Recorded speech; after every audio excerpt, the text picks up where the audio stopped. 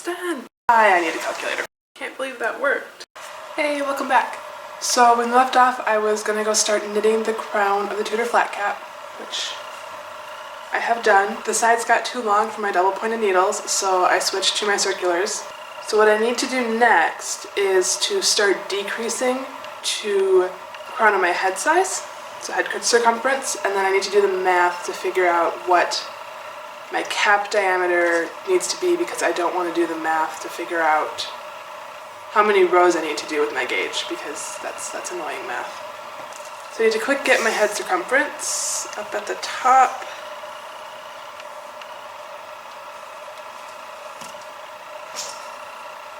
It's going to be 24 inches, and then to do the math to get diameter from circumference is circumference equals 2 pi r. So 24 divided by 2 is going to be 12, and then to divide by pi, I'm going to need a calculator. So that gives us a radius of about 4, just under 4, and a diameter is going to be 8. So I need to knit back in about 3 inches, I think. 1.5 inches on each side of the cap. So when I start decreasing back in, it's going to fold up like this, kind of. And then I'm going to end up with a smaller, when I'm knitting back into a smaller circle. And then once I get that done, I can knit back out for the brim.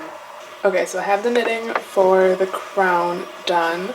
So the next thing I need to do is knit the split brim. So to do that, I'm going to divide the stitches in half, put half on a piece of scrap yarn, and then half will stay on my needles, and I will knit that half of the split first. Now I can't just take those stitches and knit back and forth to make the brim. If I do, it'll look approximately like this. And what I need is this shape. So what I need to do is switch back to my increase pattern and keep increasing in the same pattern that I did earlier to give the same, in this case, half circular shape. So looking at portraits, it looks like the brim extends about 1 inch out past the crown. And then because the brim is double layered, I'll have to decrease back in the same pattern, and then I will secure those stitches to the inside of the cap using probably some variety of 3-needle bind off. And then for the other half of the brim, I will have to pick up some stitches to create the overlap seen in portraits, but then knit using the same increase and decrease pattern as the crown to get the overlap seen on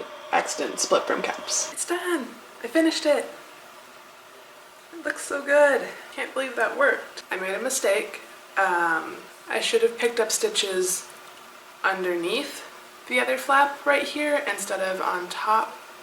So I just need to go back with some scrap yarn and secure those stitches down, and I think it should disappear when I fold this cap. The brim worked out exactly like I thought it would, with the increasing outwards in the same pattern as the crown and then decreasing back inwards, and then I just secured it on the inside with basically a 3-needle bind off. I picked up a stitch from the row where I switched from decreasing down to my head size to increasing out for the brim, and then put that on my needle, knit 2 together, and then bound off. I had a hard time on the first half of the brim keeping track of where that row was to pick up stitches, so on the second half of the brim I did a purl row for that first increase row on the brim, so that I had those bumps to follow to help me keep track of where that row was, and it worked better for picking up the stitches. The purl row on the right side of the cap on the outside will be hidden inside the brim. And then I did not sew the edges of the split together.